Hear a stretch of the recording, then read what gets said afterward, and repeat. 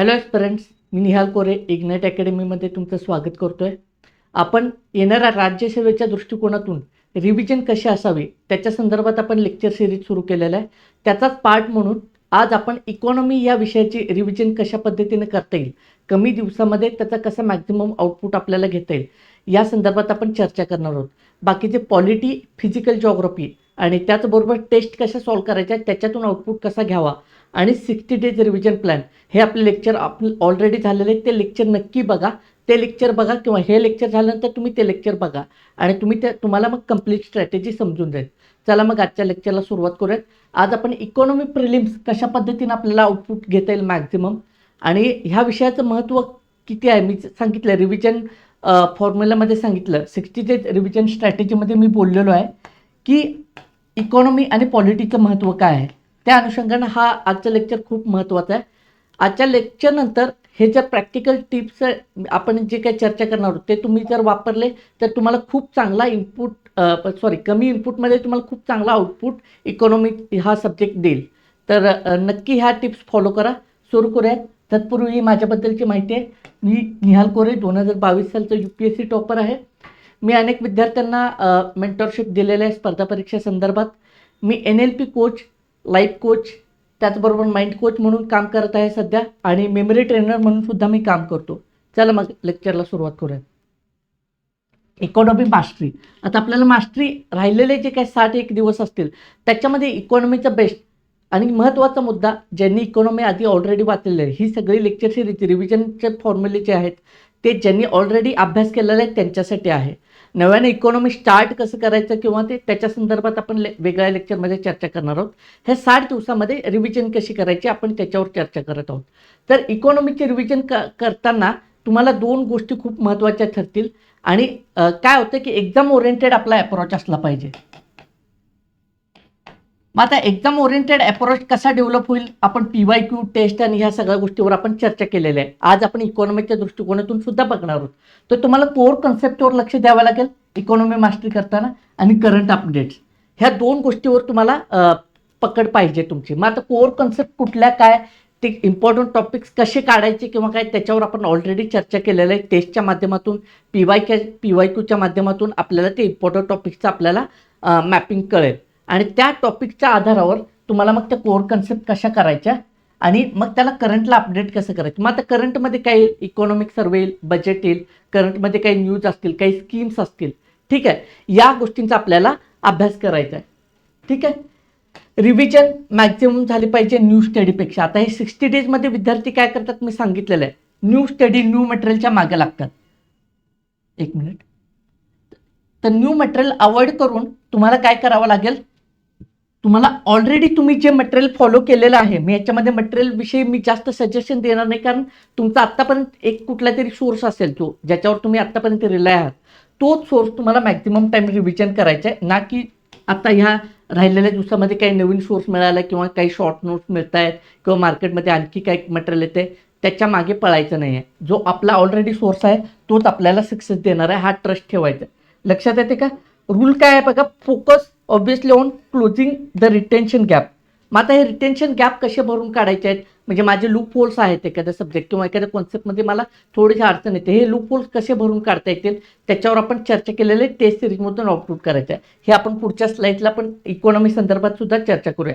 Multiple रिव्हिजन्स करायचं आहे, त्याच्याने काय होईल, आपली हाय ॲक्युरेसी वाढेल. जसे की समजा आपण काही कॉन्सेप्ट असतात, आता समजा मॉनिटरी पॉलिसीची आपण चर्चा केली, ठीक आहे, तर त्याचे क्वालिटेटिव्ह टूल्स आणि क्वांटिटेटिव्ह टूल्स याच्यामध्ये तुम्हाला काय होईल, थोडेसे गोंधळ होऊ शकतो. पण जर कॉन्सेप्च्युअल क्लिअरिटी असेल तर तुम्हाला समजते की क्वालिटेटिव्ह टूल्स काय आहेत, क्वांटिटेटिव्ह टूल्स काय आहेत.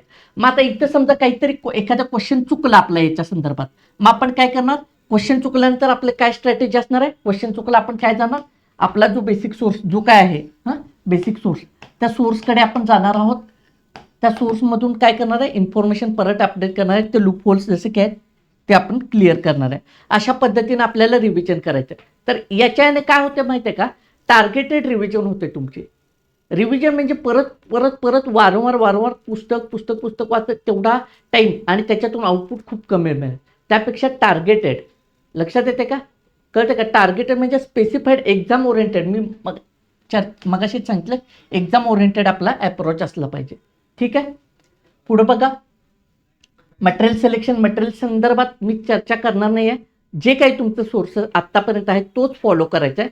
त्याच्यात काही फॅक्ट जे आहेत करंटमधून तुम्हाला अपडेट करावे लागतील. ठीक आहे, आणि तुमचे शॉर्ट नोट्स कशा बनतील तेही मी सांगितलेलं आहे. त्याच्यावर आपण परत एकदा बोलूयात.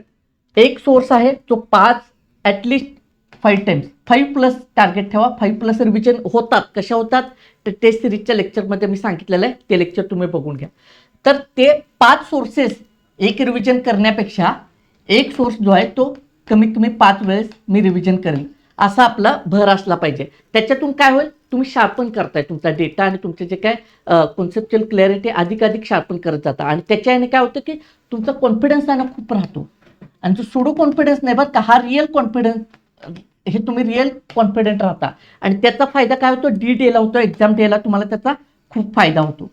ठीक आहे, ॲक्च्युअल ज्यावेळी तुम्ही आयोगाचा पेपर द्यायला जाता त्यावेळी तुम्हाला ह्याचा खूप फायदा होतो. ठीक आहे, करेक्टिंग युअर स्ट्रॅटेजी, जसे की मी मागच्या लेक्चरला पण सांगितलं, याच्यावर मी नेहमी बोलतो, मिस्टेक्स टू बी अवॉइड. इकॉनॉमीच्या बाबतीत आपण काय मिस्टेक करतो ते आपल्याला समजल्या तर ते आपल्याला अवॉइड करता येते. जनरल मिस्टेक्स काय, source strategy, chasing multiple sources. म्हणजे काय, एक बुक आहे समजा, तर त्याच्यानंतर काय करायचं, आणि परीक्षा जवळ आली की कोणीतरी सांगते की ह्यात जरा सोपं दिलेलं आहे, मग तिकडे पळायचं. आणि नंतर काय वाटतं की या सगळ्या बुकची समरी एका नोट्समध्ये मिळालेली आहे मार्केटमध्ये, मग त्या नोट्सच्या मागं पळणं. हे काय करणार, ही चेसिंग मल्टिपल मटेरियल्स. आणि ह्याच्याने काय होणार आहे, आपला एक ना धड भाराभर चिंता, जी त्या विषयाची जी प्रॉपर तयारी लागते, कॉन्सेप्च्युअल क्लिअरिटी लागते, ती होत नाही. आणि ती गरजेची असते. लक्षात येते का. एक्झिक्युशन काय, नो रिव्हिजन लूप्स. रिव्हिजन आपण करत नाही त्याच्यामुळे काय लूप्स राहतात. आणि ते लूप होल्स जे काय आत्तापर्यंत असतील तर ते क्लिअर करण्याचं गरजेचं असतं, ते आपण करत नाही. काय करतो आपण, फक्त रिडिंगवर भर देतो. टार्गेटेड रिव्हिजन किंवा टार्गेटेड स्टडी आपण करत नाही. त्याच्यामुळे काय होतं की पाठांतरावर भर देतो. बऱ्याचदा इकॉनॉमी म्हटलं की काय करतो आपण, पंचवार्षिक योजना उचलायचं कुठल्या काय काय, पण त्याच्यात संदर्भात थोडंसं अंडरस्टँडिंग, का टार्गेट केलं होतं एखाद्या योजनेमध्ये, एका विशिष्ट सेक्टरवर का भर दिला होता किंवा काय, हे जर अंडरस्टँडिंग आलं तर तुम्हाला पाठ करायची गरजच नाही. म्हणजे त्यावेळेच्या अवतीभोवतीची परिस्थिती काय होते, राजकीय परिस्थिती काय होते, जागतिक परिस्थिती काय होते, ठीक आहे, हे जर समजले तर तुम्हाला काय होतं, पाठांतर करायला लागत नाही. पण आपण काय करतो की पाठांतरावर भर देतो. आणि त्याच्यामुळे काय होतं की फक्त मग परत मेमरी जर एक्झाम वेळी आठवलं नाही तर कन्फ्युजनमध्ये गोंधळ होतो. त्या व्यतिरिक्त आपण काय करायचं आहे की त्यापेक्षा आपण कोर कॉन्सेप्च्युअल क्लॅरिटीवर भर द्यायचे, जेणेकरून एकदा का कॉन्सेप्ट डोक्यात बसला मग परत काय करायचं की रिव्हिजन करून आपल्याला त्या सगळ्या गोष्टी क्लिअर करायच्या. मास्टरी अप्रोच, मग आता हे सगळं झालं, मग आता काय करता येईल, अप्रोच काय असलं पाहिजे, source strategy, consolidated single baseline material आपण यूज करायचं आहे. म्हणजे एकच माझा सोर्स, तुमचा आत्तापर्यंतचा जो सोर्स आहे तोच स्टँडर्ड मानायचा. ठीक आहे, म्हणजे आत्तापर्यंत केलेलं आहे ना तुम्ही अभ्यास, आता 60 एक दिवस राहिले परीक्षेसाठी, आता सोर्स चेंज नाही करायचा, तेच माझं मटेरियल आहे, त्याच्यावरच ट्रस्ट ठेवायचं आहे. ठीक आहे, एक्झिक्युशन करायचं आहे, 5+ रिव्हिजन टार्गेट ठेवायचेच आहेत. प्रत्येक सब्जेक्टला मी सांगितलं नाही होतातच, 5+ रिव्हिजन टार्गेट ठेवायचेच आहेत. त्याच सोर्सचे 5+ रिव्हिजन करायचे आहेत. ठीक आहे, कॉन्सेप्च्युअल क्लॅरिटीवर भर द्यायचा आहे आणि ॲक्टिव्ह ॲप्लिकेशन करायचं आहे त्याचं. आता ॲप्लिकेशन आणि हे आता हे कॉन्सेप्ट आपल्या कशा बिल्डअप होत चालल्यात किंवा काय ते कशा कळतील आपल्याला, लक्षात येते का, टेस्ट आणि रिव्हिजन हे दोनच आहेत गोष्टी, त्याच्यातून तुम्हाला ते समजून जाईल. पुढं काय बघा, अप्रोच बघा, हे 3 लेअर अप्रोच. आता हे सांगितलेलं ऑलरेडी, थोडं पिक्टोग्राफिक फॉर्ममध्ये बघा, याच्यातून तुम्हाला थोडंसं व्हिज्युअल्सनी क्लिअर होऊन जाईल. लेअर 1 मध्ये तुम्ही कॉन्सेप्टवर काम करणार आहेत, ऑलरेडी तुमचं काम झालेलं आहे याच्यात, पण परत आणखी एकदा स्मॉल रिव्हिजननं काय होईल, तुमचं ह्या सगळ्या गोष्टी परत क्लिअर होऊन जातील. नंतर काय करायचं, त्याला करंट डेटा आणि अपडेट. आता करंटला काही सगळंच नाही आहे, जे काही थोडं बहुत आहे ते अपडेट. आता फॉर एक्झाम्पल काय आहे, बेस रेट आहे, बेस रेट न्यूजमध्ये आहे किंवा बेस इयर आहे, सॉरी बेस इयर न्यूजमध्ये आहे. हे आपण हे RBI संदर्भात झालं, बेस इयर न्यूजमध्ये आहे. तर बेस इयरची कॉन्सेप्ट काय आहे, परत जा तिकडे तुम्ही बघा. परत मग आधीचे बेस इयर कसे होते, याच्या आधीचा बेस इयर काय होतं, त्याच्यामध्ये काय मांडलं होतं किंवा काय, त्याच्या आधीचा काय होता हे समजून येईल. मग क्वेश्चन येतो, MCQ येतो की आधीचा या आधीचा बेस इयर हे होतं, MCQ एलिमिनेशनला उपयोगी पडेल. अशा पद्धतीनं तुमचं जे काय आहे ते अपडेट करून घ्यायचं डेटा. समजलं. बजेटमध्ये काहीतरी आहे स्कीम एखादी, तर ती स्कीम आधी काय होतं काय, मग आधी होती का ती स्कीम, त्याच्यामध्ये काय चेंजेस झालेले आहेत, काय अपडेट आलेलं आहे, किंवा कुठल्या स्कीमच्या आधारावर नवीन एखादी स्कीम लॉन्च झालेली आहे, तर हे ह्या पद्धतीने आपण करून घ्यायचं आहे. थर्ड लेअर, टेस्ट सॉल्व्ह करायचे आहेत, PYQ वापरायचे. आता मी सांगितलं टेस्ट सॉल्व्ह करायचेच आहेत. PYQ मधून तुम्हाला दिशा मिळणार आहे. आयोग संवाद साधता आपण चर्चा केलेलं आहे त्याच्यावर. आयोगानं तुम्हाला दिशा दिलेल्या आहे PYQच्या माध्यमातून. परत मग काय येणार, याच्यातून तुम्हाला काय करणार, PYQ मधून मी हे थोडंसं काढतो आणि तुम्हाला सांगतो PYQचं परत एकदा. ठीक आहे, हे बघा PYQ मधून काय करणार, इकॉनॉमी ह्या टॉपिकचे तुम्हाला काय मिळणार, इम्पॉर्टंट टॉपिक लिस्ट. म्हणून मी आजच्या लेक्चरला मुद्दाम इम्पॉर्टंट टॉपिक लिस्ट दिलेली नाही आहे, मागे दिलेलं आहेत मागच्या लेक्चर. आज का नाही दिले, तुम्ही हे करायचं आहे स्वतः. म्हणजे हे PYQच्या आधारावर तुम्हाला इम्पॉर्टंट टॉपिक्स कळतील की आयोगाचा भर कुठल्या मुख्य संकल्पनांवर आहे प्रश्न विचारण्यासाठी. त्या एकदा कळाल्या की मी मागे बोललो काही मिनिटांपूर्वी की टार्गेटेड स्टडी, मग हे कळतं PYQ मधून. मग PYQ मधून एकदा कळालं की टार्गेटेड टॉपिक्स काय आहेत, तर त्याची मल्टिपल रिव्हिजन करायची, खूप साऱ्या अशा 5+ रिव्हिजन्स द्यायचे आहेत आपल्याला. समजलं का? ठीक आहे. सेम टेस्टमधून काय होणार आहे, अप्रोच कळेल, टाईम मॅनेजमेंट कळेल, इकॉनॉमीची परत रिव्हिजन होईल तुमची, इम्पॉर्टंट कॉन्सेप्टचं मॅपिंग होईल, परत इम्पॉर्टंट कॉन्सेप्टचा काही डेटा असेल तुमचा, काही राहिला असेल किंवा ॲडिशनल काही डेटा मिळत असेल, तुमचं काही जे काही मटेरियल असेल, स्टँडर्ड मटेरियल जे काही यूज करताय त्याच्यात एखादी इन्फॉर्मेशन नसेल तर ती अपडेट करायची टेस्टच्या माध्यमातून, तो कंटेंट अपडेट करायचा. टेस्टमधून काय होतं आहे आणि PYQ मधून पण काय होतं आहे, कंटेंट पण होतं, कॉन्सेप्च्युअल क्लिअरिटी पण होतं, कॉन्फिडन्स, टाईम मॅनेजमेंट, ह्या सगळ्या मल्टिपल गोष्टी आपल्या ह्या टेस्टमधून होणार आहेत. त्यामुळे ह्या लेअर अप्रोच करायचा आहे. इकॉनॉमीला काय कॉन्सेप्टवर काम करायचं आहे, पहिल्यांदा जे आपण केलेलं आहे त्याला करंटने अपडेट करा आणि मग परत हे दोन्ही काय करा, थोडंसं बघून घ्या की करंटमध्ये काय आहे, परत तिकडं मी बॅक टू बेसिक्स द्यायचं आहे. आणि हे झालं की मग काय करायचं आहे, टेस्ट आणि PYQवर काम करायचं आहे. अशा पद्धतीने तुमच्या 5+ रिव्हिजन होऊन जातात. लक्षात येते का? पण हे केलं पाहिजे, एक्झिक्युशन इज इम्पॉर्टंट, फक्त प्लॅन करून उपयोगाचा नाही. ठीक आहे. करंट अफेअर्सवर काय भर द्यायचा आहे बघा. करंट अफेअर्समध्ये इकॉनॉमिक सर्वे आहे, त्याच्यानंतर गव्हर्नमेंटच्या स्कीम्स आहेत वेगवेगळ्या. ठीक आहे. RBI अपडेट्स काय असतील, बिझनेस न्यूज काय असतील, बिझनेस ट्रेंड काय असतील. ठीक आहे. शेअर अँड ऑल सगळ्या गोष्टी. मग आता क्रूड ऑइल आणि ह्या सगळ्या क्रायसिसमध्ये कशा पद्धतीने काय होतं, प्राईस कशा ठेवतात. ठीक आहे. त्याचबरोबर मिनिमम सपोर्ट प्राईससारख्या काही गोष्टी असतील, तर ह्या सगळ्या गोष्टी तुम्हाला भर द्यायच्या. फिस्कल पॉलिसी तुम्हाला भर द्यायची, युनियन बजेट. ठीक आहे. तर ह्या गोष्टी आपण करंटमधून करायच्या आहे आणि ह्याच्यामधले काही कॉन्सेप्ट आहेत बेसिक, म्हणजे आता बजेटमध्ये काय संकल्पना, कॉन्स्टिट्यूशनल प्रोव्हिजन काय आहेत. ठीक आहे. इकॉनॉमिकच्या दृष्टिकोनातून बजेट कसं असतं, बजेटच्या वेगवेगळ्या संकल्पना काय आहेत, जेंडर बजेटिंग आहे. ठीक आहे. ह्या सगळ्या गोष्टी, ह्या कॉन्सेप्ट काय, इकडे परत काय करणार आपण, बॅक टू बेसिक्स जाणार, त्या बघणार माझ्या मटेरियलमधून, मग परत करंट अपडेट करणार. अशा पॉलिशिंग करायचं आपल्याला. ठीक आहे. हाय यील्डिंग शॉर्ट नोट्स. आता हे कसं बनणार हे मी तुम्हाला ऑलरेडी सांगितलेलं आहे. जसं की आपण समजू की इकॉनॉमीची सेक्शनल टेस्ट दिलाय तुम्ही, मग त्याच्यात काय आहे, काही RBIवर क्वेश्चन आहेत, काही क्वेश्चन समजा ॲग्रिकल्चरवर आहेत, काही क्वेश्चन समजा मॉनिटरी पॉलिसीवर आहेत, म्हणजे आलं RBI आलं त्याच्यामध्ये, काही क्वेश्चन आहेत फिस्कल पॉलिसीवर आहेत, काही क्वेश्चन जे आहेत ते समजा इन्फ्लेशनवर आहेत. ठीक आहे. पॉवर्टी, अनएम्प्लॉयमेंट याच्यावर आहेत. आता ह्या सगळा डेटा, आता हे एवढं सांगितलं ना, हे एवढी इम्पॉर्टंट टॉपिक आहेत जनरली आपल्यासाठी. ठीक आहे.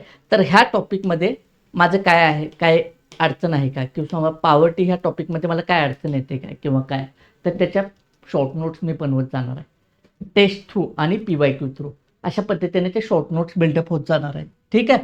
त्याच्यातून तुम्हाला काय होणार आहे, दोन गोष्टी, की इलिमिनेशन टेक्निक खूप चांगल्या पद्धतीने करणार आहे. स्मॉल डेटा मिळत जाणार तुम्हाला. ठीक आहे. सिंगल लाईनचे काही डेटा मिळतील, पण ते सिंगल लाईन डेटा जो आहे तो 1 लाईनर जो डेटा आहे तो तुम्हाला इलिमिनेशनसाठी खूप खूप महत्त्वाचा ठरतो. म्हणून अशा पद्धतीने शॉर्ट नोट करणं गरजेचं ठरतं. आणि काय करायचं आहे, हे शॉर्ट नोट काढले टेस्ट नंतर, आता मी काय सांगितलं, फॉर्म्युला काय वापरायचं आपल्याला इथं, 2 आवर्स टेस्ट जर दिले तर 3 to 4 आवर्स काय करायचं आहे, त्याचे शॉर्ट नोट्स आणि ॲनालिसिस करायचं आहे. आणि हा डेटा काय करायचा आहे, वारंवार रिव्हिजन करायचं आहे. अशा पद्धतीने ते 5+ रिव्हिजन, 5+ म्हणजे 5च्या पेक्षा जास्त वेळा पुस्तकच नाही वाचायचं, त्या कॉन्सेप्टचा आपल्याला 5+ रिव्हिजन करायचं, इम्पॉर्टंट टार्गेट आहे. लक्षात येते का? पुढे आहे बघा, याच्यामध्ये अगेन अँड अगेन करायचं आहे. काय करायचं आहे, रिव्हिजनचं आहे ह्याच्यामध्ये. कशी करायची रिव्हिजन? आज मॉनिटरी पॉलिसी तुम्ही रिव्हिजन केला, विचारा काय आहे monetary policy, close book revision करा. त्याच्यानंतर विचारा म्हणजे टेस्टमधून सुद्धा तुम्ही विचारणारच आहे ह्या सगळ्या गोष्टी. ठीक आहे. इन्फॉर्मेशन अपडेट करायचं आहे त्याच्यामध्ये आणि परत रिवाईज करायचं. Revise again and again. Note making केलं, काही लूप होल्स असतील ते क्लिअर केलं, काही डेटा ॲड करायचे, काही कंटेंट ॲड करायचं ते करायचं आणि परत काय करायचं, तो डेटा अगेन अँड अगेन आपल्याला रिवाईज करायचा. रिवाईज अगेन अँड अगेन ही ह्या पद्धतीने तुम्ही करून बघा. म्हणजे तुम्हाला कसं कॉन्फिडन्स वाटेल. मागचं फिजिकल जॉग्राफी असेल, पॉलिटिक्सचं तुम्ही त्या पद्धतीने सुरू केलं असेल आहे हो. लक्षात येते. ज्यांना सुरुवातीला इकॉनॉमी करायचं आहे त्यांनी ह्या पद्धतीने हे करू शकता तुम्ही. ठीक आहे. प्लॅनिंग खूप महत्त्वाचं आहे. सॉरी, त्याचबरोबर एक्झिक्युशन सुद्धा खूप महत्त्वाचं आहे प्लॅनिंग बरोबर. ठीक आहे. मग ते एक्झिक्युशन काय करायचं आहे, जनरली आपण करताना काय करायचं आहे, टेस्ट तर सॉल्व्ह करायचं आहे, पण सेकंड फेजमध्ये म्हणजे एखाद्या विषयाचा अप्रोच कसा असला पाहिजे. आता मी ते परत एक्सप्लेन नाही करणार. मी ऑलरेडी 60 डेज रिव्हिजन प्लॅनमध्ये एक्सप्लेन केलेलं आहे. साधारण 30 ते 50 MCQ तुम्ही डेली सॉल्व्ह करायचं आहे. नेक्स्ट फेजला आल्यानंतर काय करायचं आहे, 100 MCQ डेली सॉल्व्ह करायचे आहेत. म्हणजे काय, म्हणजे तुम्हाला सांगितलेलं आहे ते प्लॅनमध्ये आहे बघा डिटेल. तुम्ही ते लेक्चर बघून घ्या एक तास. ठीक आहे. त्याच्यानंतर काय करायचं की 100 MCQ करायचे आहे. म्हणजे 100 MCQ डेली. ज्यावेळी इकॉनॉमी, आता ते रोजच करायचे आहेत ॲक्च्युली, पण ज्यावेळी इकॉनॉमीचा फेज चालू आहे त्यावेळी आपल्याला इकॉनॉमीचे करायचे. लक्षात येते का? समजलं. आणि फुल लेंथ टेस्ट तर आपल्या जी काय ते विकली वगैरे ते आपण ठेवणारच आहोत. अशा पद्धतीने तुम्हाला करायचं आहे. ह्याच्यातून काय होतंय, कॅल्क्युलेटिव्ह इलिमिनेशन तुम्हाला कळून जाते. आणि काय राहता, तुम्ही 100 MCQ एखाद्या विषयाचे डेली करायला लागलाय इकॉनॉमी करताना, तर त्या कॉन्सेप्ट बघा जवळजवळ आता एखादी टेस्ट डिझाईन केली असेल, एखाद्या मेंटरने एक टेस्ट डिझाईन केली असेल, तर त्या टेस्ट डिझाईन करणाऱ्याचं टार्गेट हे असतं की प्रॅक्टिस टेस्ट आहे, रिव्हिजन टेस्ट विद्यार्थ्यांना द्यायचं आहे. तर कमी त्या ह्याच्यामध्ये 100 क्वेश्चनमध्ये जास्तीत जास्त सिलेबसला मी टच करेन, जास्तीत जास्त सिलेबस मी त्याच्यामध्ये इन्क्लूड करून घेईन, हे टार्गेट असतं. त्याच्यामुळे आपल्याला फायदा हा होतो की आपल्याला जवळजवळ इम्पॉर्टंट टॉपिकचे सगळे रिव्हिजन त्याच्यामध्ये कंप्लीट होते. ह्याच्यातून तुम्हाला करंटचे क्वेश्चन मिळतात, त्याच्यातून तुमचा करंटचा डेटासुद्धा अपडेट होतो. लक्षात येते. अशा पद्धतीने आपल्याला करायचं आहे. 2 फेजमध्ये MCQचं बघायचं आहे. 30 to 50 MCQ first phase, second फेजला काय करायचं आहे, 100 MCQ असं शिफ्ट व्हायचं आहे आपल्याला. खूप महत्त्वाचं मी याच्यावर बोललेलो आहे. मिस्टेक नोटबुक मेंटेन करायची आहे. कशी करायची आहे, टेस्टच्या लेक्चरमध्ये सांगितलेलं आहे. सेम इकॉनॉमीला पण आहे. टेस्ट सॉल्व्ह करायचा आहे. आयडेंटिफाय एरर, सॉरी तर मिस्टेक म्हणा तुम्ही, एरर म्हणण्यापेक्षा एक्स्ट्रा लेसन त्या मिस्टेकमधून शिका, नोट करा. त्याच्यामध्ये माझं सिली मिस्टेक कशा व्हायला लागलेलं आहे, मार्किंगमध्ये चुकलेलं आहे की हे एक ॲनालिसिस करेल. दुसरं कंटेंटच्या दृष्टिकोनातून तुम्हाला ॲनालिसिस करेल की माझं चुकलंच, ते क्वेश्चनच चुकला. मग मी काय करेन, कंटेंट अपडेट करेन. परत काय करेन, बॅक टू बेसिक म्हणजे माझा बेसिक सोर्स करेन, त्याच्यात तो पार्ट रिवाईज करेन. परत काय करेन, ॲड टू मिस्टेक नोटबुक. मग तो काय करेल, छोटं काही तुम्हाला आणखी काय असेल की आता समजा मिस्टेक नाही झाली पण काहीतरी नवीन इन्फॉर्मेशन मिळाली तर ती काय करेल, ॲड करेल. अशा पद्धतीने नोट बनतात. ठीक आहे. आणि ह्या इफेक्टिव्ह नोट काय लास्ट फायनल 10 डेजमध्ये वाचायचे त्याच्यातून. म्हणजे काय करणार, तुम्हाला परत आणि टार्गेटेड लास्ट 10 दिवसात तुम्ही टार्गेटेड राहताय की का इम्पॉर्टंट टॉपिक्सला तुम्ही शार्पन करत चाललेलं आहे. लक्षात येते. रिवाईज करायचं आहे, खूप प्रॅक्टिस करायचं आहे. म्हणजे काय, रिव्हिजन तर आपण स्टार्टच केलेलं आहे पण प्रॅक्टिसला आपण कमी पडतो. मग प्रॅक्टिस म्हणजे काय आलं, टेस्ट. मग आता टेस्ट म्हणजे नुसतं सोल्व करणार काय, टेस्ट तर सॉल्व करणारच आहे की, पण त्याचं काय ॲनालिसिसचं काय, तो प्रॅक्टिस, तो पण काय ॲनालिसिससुद्धा प्रॅक्टिसचाच पार्ट आहे. इथं आहे ॲनालिसिस. ठीक आहे. पण इथं आपण काय करतो, इथंच थांबतो बऱ्यापैकी. पण हे खूप महत्त्वाचं आहे. ठीक आहे. टेस्टचं ॲनालिसिस करणं खूप गरजेचं ठरतं. हां, ॲनालिसिस करायचं आहे. तेच तुम्हाला जास्त काय करणार आहे, पुढे घेऊन जाणार आहे. मग याचा अर्थ काय, रिवाईज करा, प्रॅक्टिस करा, ॲनालाइज करा, तुम्हाला सक्सेस मिळून जाईल. 3 लेअर अप्रोच, PYQ आणि हे सगळं आपण सांगितलेलं आहे. एक सोर्स आहे तो 5 वेळा शॉर्ट नोट्स तुमच्या काढलेल्या आहेत, त्या ॲक्टिव्ह रिकॉलिंगला मदत करत त्या शॉर्ट नोट्स वारंवार रिवाईज करायच्या. अशा पद्धतीने करायचं आहे. इकॉनॉमीतून खूप चांगल्या पद्धतीने तुमची तयारी होईल. इकॉनॉमी तुम्हाला खूप चांगला एज देईल जर तुम्ही अशा पद्धतीने केलं. लक्षात येते काय.